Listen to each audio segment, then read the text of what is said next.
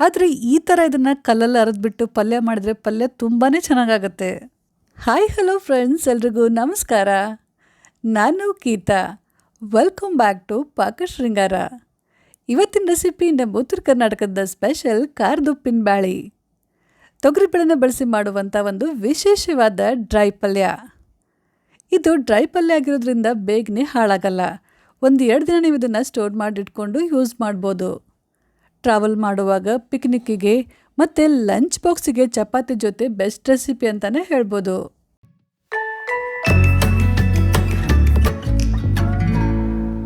ಮೊದಲು ಒಂದು ಪಾತ್ರೆಯಲ್ಲಿ 1 ಕಪ್ನಷ್ಟು ತೊಗರಿಬೇಳೆನ ಹಾಕಿಬಿಟ್ಟು 1-2 ಸಲ ಇದನ್ನು ಚೆನ್ನಾಗಿ ತೊಳಿಬೇಕು. ನಂತರ ಇದಕ್ಕೆ 1-2 ಕಪ್ನಷ್ಟು ನೀರು ಹಾಕಿಬಿಟ್ಟು ಕುಕ್ಕರಲ್ಲಿ ಇದನ್ನು 1 ವಿಷಲ್ ಕೂಗಿಸ್ಬೇಕು. ಗಮನ ಇರಲಿ ಫ್ರೆಂಡ್ಸ್, ಬರೀ 1 ವಿಷಲ್ ಮಾತ್ರ ಕೂಗಿಸ್ಬೇಕು. ನಂತರ ಒಂದು ಚಟ್ನಿ ಕುಟ್ಟು ಕಲ್ಲಲ್ಲಿ ರುಚಿಗೆ ತಕ್ಕಷ್ಟು ಕಲ್ಲುಪ್ಪು ಮತ್ತು 1 ಟೀ ಸ್ಪೂನಷ್ಟು ಜೀರಿಗೆ ಹಾಕಿ ಈಗ ಇದನ್ನು ಸ್ವಲ್ಪ ಸಣ್ಣ ಆಗುವವರೆಗೂ ಈ ಥರ ಸ್ವಲ್ಪ ಹೊತ್ತು ಅರಿಬೇಕು. ನಿಮ್ಮ ಹತ್ರ ಕಲ್ಲುಪ್ಪು ಇರಲಿಲ್ಲ ಅಂತಂದರೆ ಪುಡಿ ಉಪ್ಪನ್ನು ಕೂಡ ನೀವು ಬಳಸ್ಬೋದು.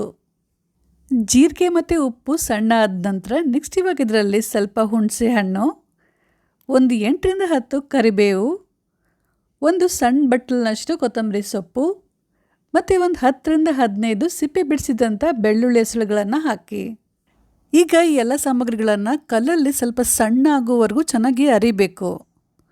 ಪೂರ್ತಿ ನೈಸ್ ಪೇಸ್ಟ್ ಮಾಡೋದೇನು ಬೇಡ, ಸ್ವಲ್ಪ ತರಿ ಇದ್ರೂ ಕೂಡ ನಡೆಯುತ್ತೆ. ಈ ಎಲ್ಲ ಸಾಮಗ್ರಿಗಳನ್ನು ನೀವು ಮಿಕ್ಸಿಯಲ್ಲಿ ಕೂಡ ಪೇಸ್ಟ್ ಮಾಡ್ಕೋಬೋದು.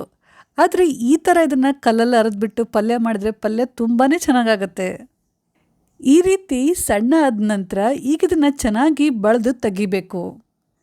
1 ಬಟ್ಲಲ್ಲಿ ಹಾಕಿಬಿಟ್ಟು ಪಕ್ಕಕ್ಕೆ ಎತ್ತಿಡಿ. 1 ವಿಷಲ್ ಆದ ನಂತರ ಈ ಕಡೆ ತೊಗರಿಬೇಳೆ ಕೂಡ ರೆಡಿಯಾಗಿದೆ.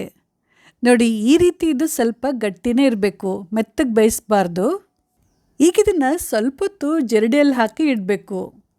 ಇದರಲ್ಲಿರುವಂಥ ಎಲ್ಲ ನೀರು ಚೆನ್ನಾಗಿ ಬಸಿವರೆಗೂ ನಾವು ಇದನ್ನು ಇದೇ ರೀತಿ ಸ್ವಲ್ಪ ಹೊತ್ತು ಬಿಡಬೇಕಾಗತ್ತೆ.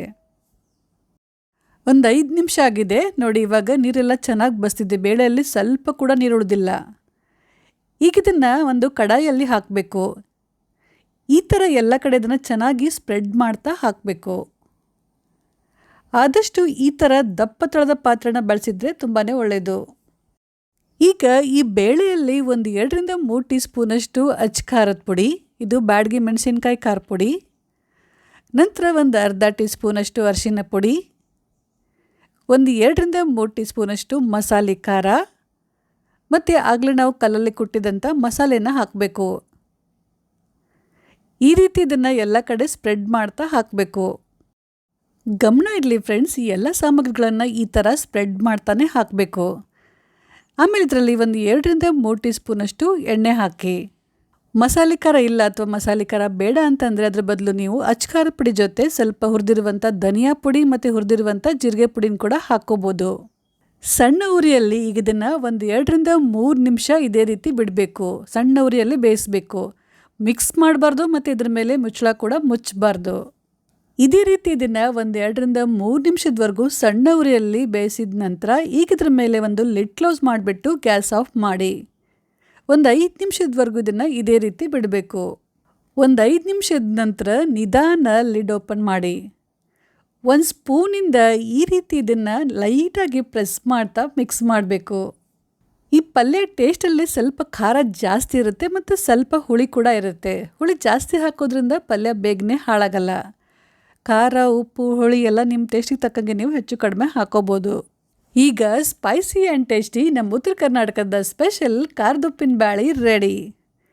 ಖಂಡಿತ ನೀವು ಕೂಡ ಈ ರೆಸಿಪಿನ ಟ್ರೈ ಮಾಡಿ ನೋಡಿ. ನಿಮಗೆಲ್ಲ ಈ ರೆಸಿಪಿ ಗ್ಯಾರಂಟಿ ಇಷ್ಟ ಆಗುತ್ತೆ. ಇವತ್ತಿನ ವಿಡಿಯೋ ಇಷ್ಟ ಆಗಿದ್ದರೆ ಒಂದು ಲೈಕ್ ಮಾಡಿ ಮತ್ತು ಕಮೆಂಟ್ ಮಾಡೋದನ್ನು ಮಾತ್ರ ಖಂಡಿತ ಮರಿಬೇಡಿ. ಇದೇ ರೀತಿ ಉತ್ತರ ಕರ್ನಾಟಕದ ರೆಸಿಪಿಗಳಿಗಾಗಿ ನಮ್ಮ ಚಾನಲ್ನ ಪ್ಲೀಸ್ ಸಬ್ಸ್ಕ್ರೈಬ್ ಮಾಡಿ. ಹಾಗೆ ಪಕ್ಕದಲ್ಲಿರುವಂಥ ಬೆಲ್ಲನ್ನು ಮರೀದೆ ಕ್ಲಿಕ್ ಮಾಡಿ. Thank you.